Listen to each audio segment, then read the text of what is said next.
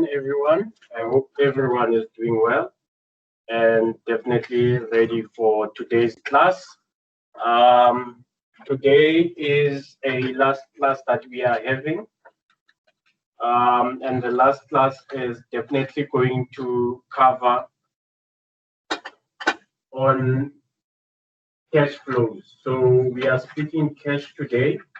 So if we were in any other class, we would call today's class, if we're speaking management accounting language, we would say cash is king. That's what we would say today. So planned for today is for us to do question 1, which focuses on the direct method. Question 2, which focuses on the indirect method. So what I'm going to do is to do what we normally do, is to quickly take you through to with the theory. Then after we've covered the theory, then we're gonna start doing the questions. So we'll be very quick to go through the theory, and then immediately we can try to cover these questions. So I'm just quickly opening up my tutorial letter so that I can quickly share it.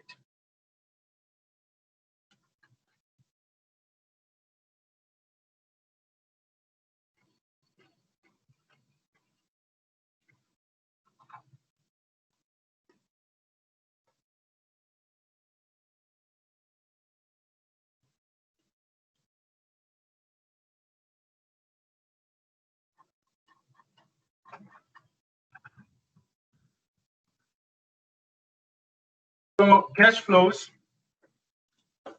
what is important about learning cash flows is one, is that you are expected to be able to compile a statement of cash flow for a company in accordance with IFRS.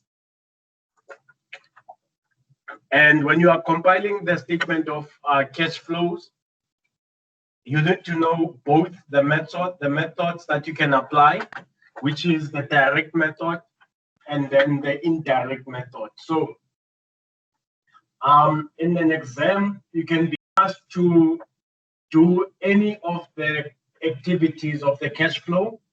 You can be asked to do the operating activities, the investing or the financing activities. But the most important thing about a cash flow that you need to know is cash flow is more looking at the cash than when we did all the other statements. So when we did the statement of profit or loss, statement of financial position, you were looking at an accrual basis of accounting and not necessarily the cash flow cash basis in terms of how you did your statements. Now, for statement of cash flow, it exactly reconciles your activities as per your statement of profit or loss, your activities as per your statement of financial position, statement of changes in equity, and reconciles it to the bank balance of the current year. So you are expected to know how to draft statement of cash flows with accompanying notes by means of a direct method and also an indirect method, as I've said. So in terms of the set of financial statements, statement of cash, the set of the financial statements, and in terms of the presentation of the statement of cash flow, you've got net cash flow from operating activities, which provides you all those elements that are added there in terms of cash receipts, cash paid, investment income. You've got net cash flow from investing, financing, and cash equivalents. Further broken down to you, operating activities are the principal income producing activities, as well as other activities which are not investing or financing. The investing focuses on the acquisition and sale of non-current assets and other investments. And your financing activities is the size and the composition of equity, capital, and borrowings. So at least this brings you to be able to focus on where to get everything that you need. So let us continue.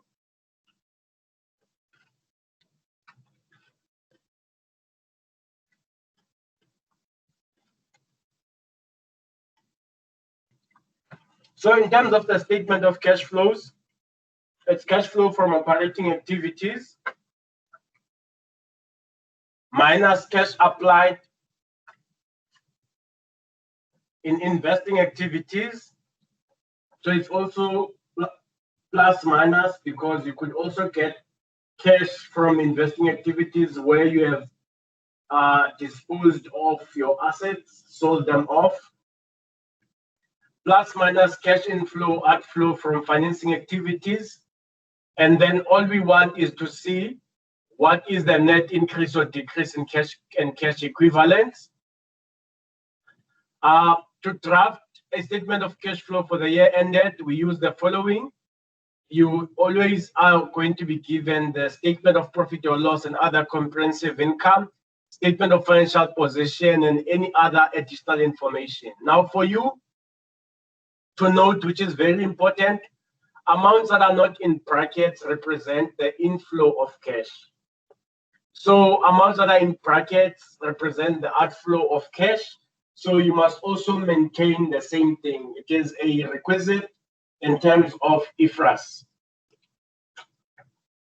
That a negative means I am paying more, or it's an outflow of money, and a positive means it's money coming to me. Right, and then you've got your framework provided to you on this page of the direct method, how the statement of cash flow looks if you are requested to do the direct method. So the beautiful thing is you will be writing your exams this year online. So as you are doing the online exam, this means that such information needs to be available for you. You need to paste it around the walls so that if you are asked to draw up a statement of cash flows in accordance with the direct method, you can immediately be able to pull in this information without any hassle, without needing to take more time paging through. So this is a template of how your complete statement of cash flows in accordance with direct method looks. Framework of a statement of cash flows in accordance with the indirect method would look like this. This is a framework which we are going to apply. So when we are doing question 1, we'll apply the direct method, and when we are doing question 2, we will apply the indirect method. So then they provide you with examples. So I'm not even going to focus on the examples.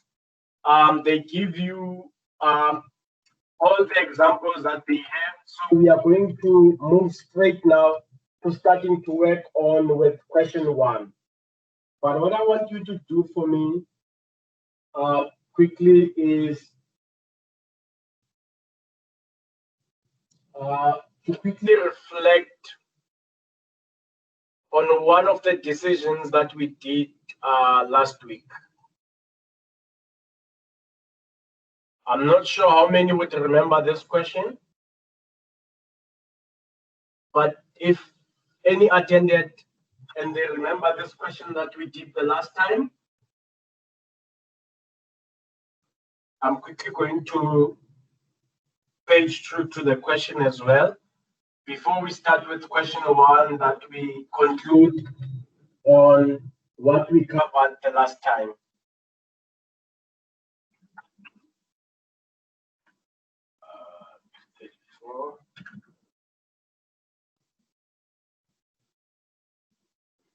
So I've had a conversation with the lecturers with the issue of this question and how their solution is. So for your interest as well, let me quickly get on to the solution.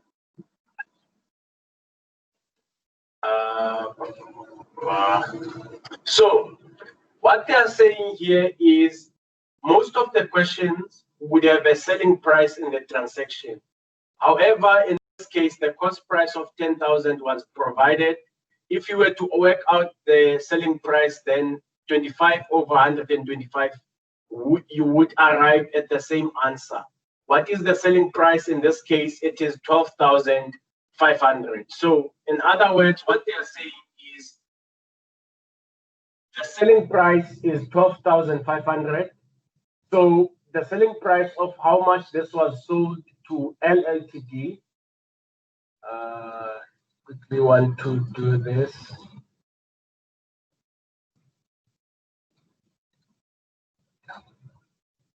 So if you were to compute a selling price of how your selling price would be 10,000 multiplied by 125%, which would give you 12,500. So this is what the selling price would be. So if you are calculating your unrealized profit in this case, your unrealized profit, you will need to calculate it on the selling price, which means that how you would calculate it, you would say 12,500 multiplied by 25 divided by 125, and that would give you now the 2,500.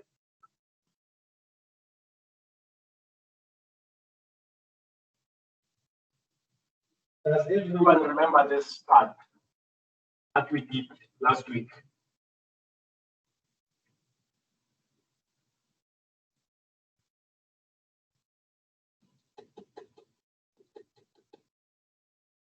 I cannot recall who asked the question. Yes, Snatemba. I see your hand is up. No, I was saying I remember that question. All right, okay. Thank you very much for that. So does everyone now understand why the unrealized profit was 2,500 instead of 1,250?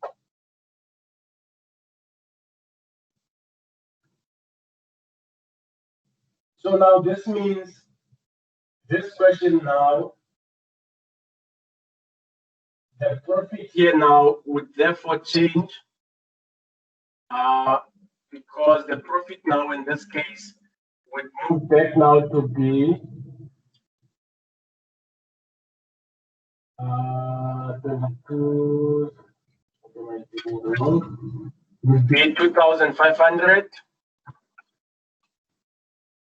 And of course, if you are doing your statement of financial position, this means that this 2,000 that we put here would be 2,500, which would change. Which would change a few things. Why is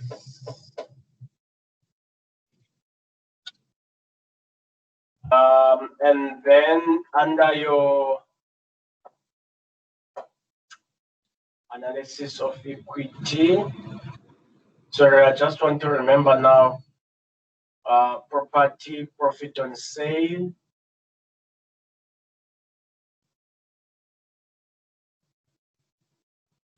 Right, here is this 2,500. It would come in here. So this means that you would have 302, 302, which then balances. So I just wanted everyone to remember to also be able to correct this on their side and also understand how we've discussed it and how you needed to correct it on your side.